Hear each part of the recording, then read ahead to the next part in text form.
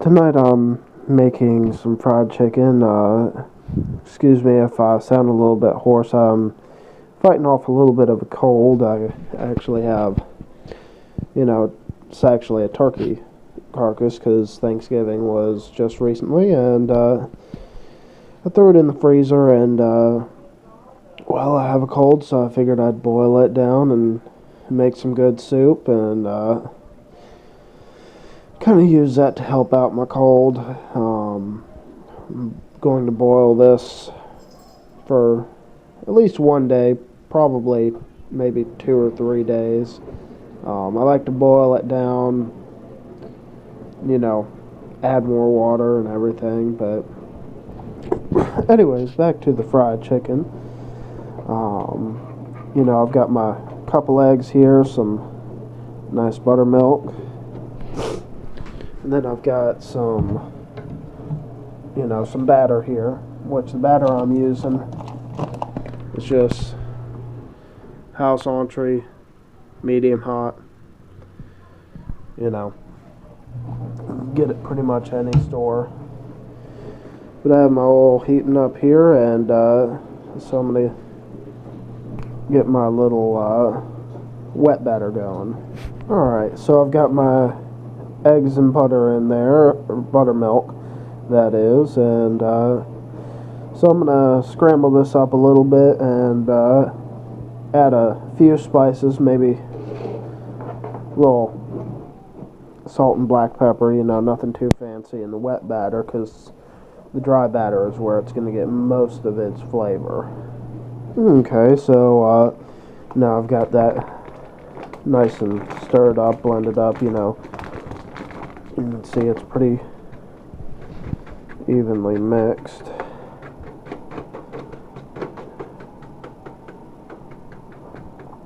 Now, if you want to check out some of my other videos, I'm starting to raise quail, and should have some more videos on that. I'll soon have quail eggs, because they lay pretty much all year round as long as they have a good supply of food and, a nice little heat source. So maybe I'll be able to do like a fried quail and quail eggs. That'd be pretty interesting to have as a video. Now the chicken is just regular old chicken tenderloins,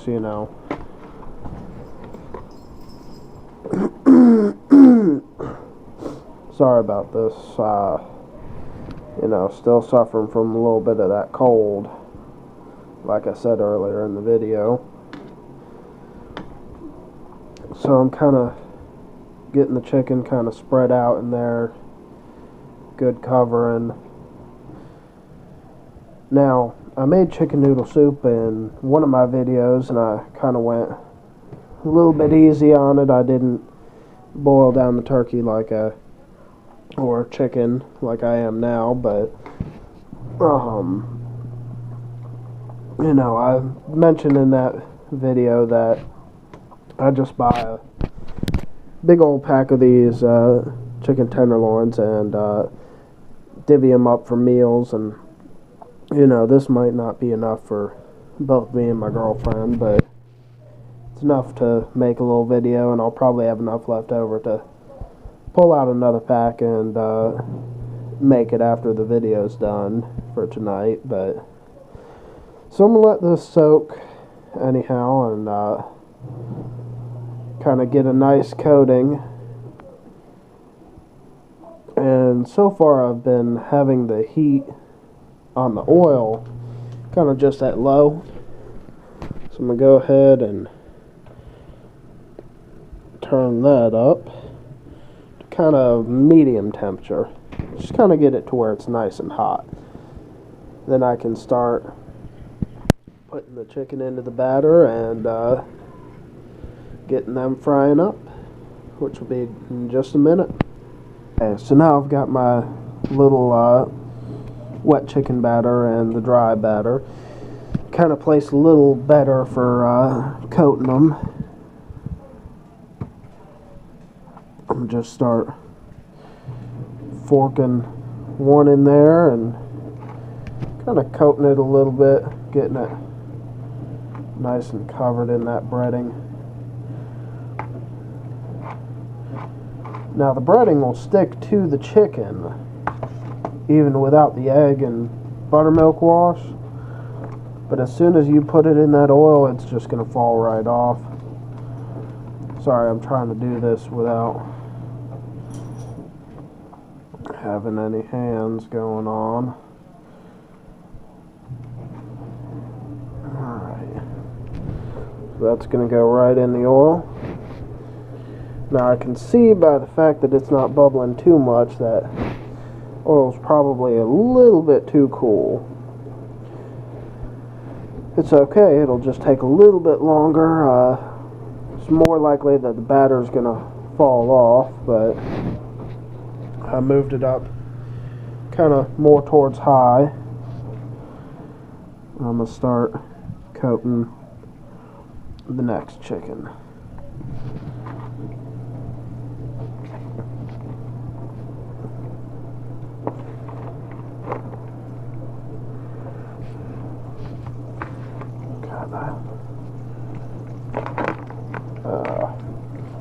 It's going to be so much easier if I just use my hands.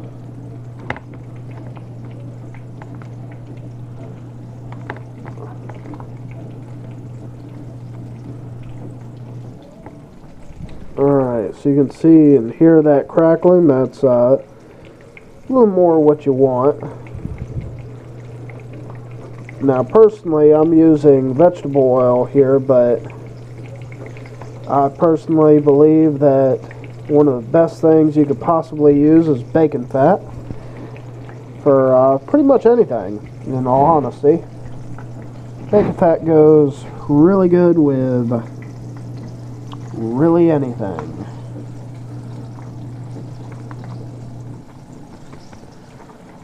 So, let me get this next one nice and coated.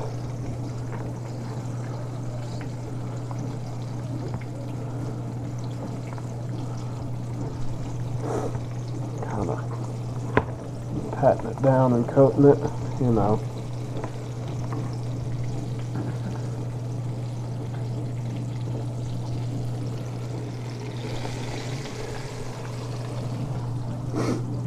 And the size pan I'm using, about 3 or 4 is about all I can get done at a time, so I'll probably pull out that other container of chicken I talked about a minute ago, and sorry about that. I'm trying to do this without a camera stand, and sometimes the field of view kind of gets out of perspective. Okay, throw that last one in there.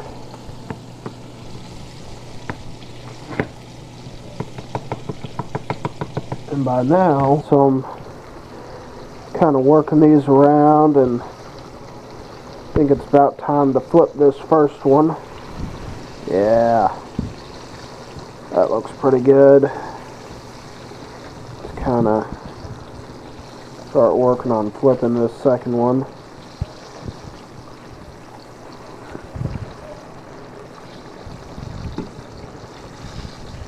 This final one,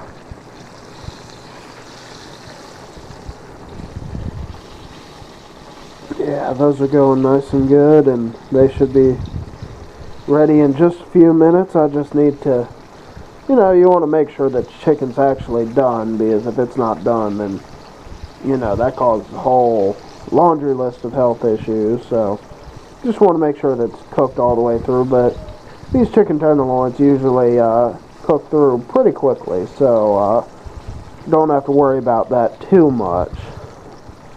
But it's always good to be safe. Right, so right about now you can kind of flip them a second time and see that, yeah, they're getting about ready, getting about done. They've been going for a few minutes now, so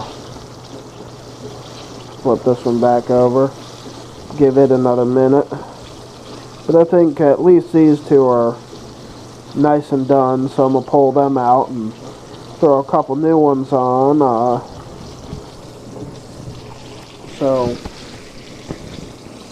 just grab my plate real quick. Anything like this, you know, I don't like it too greasy once it's done, so you know, kind of just grabbing them real gently, putting them on a plate with a little paper towel on them. That kind of helps soak up any of the excess grease.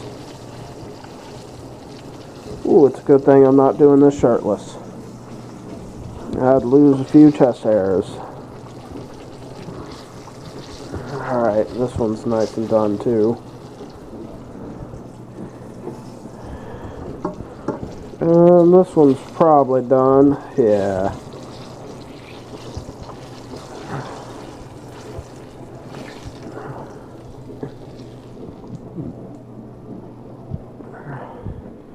So I'm going to get these final two on.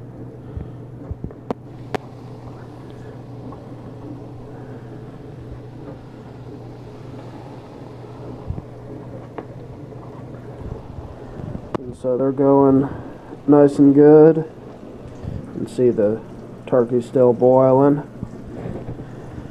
And there's my fried chicken tenders. So they're looking nice and good. They'll go good with some ranch and hot sauce is what I typically like with them, but that's how they turned out. Well, if you like the video, just thumbs up or share it or comment on it if there's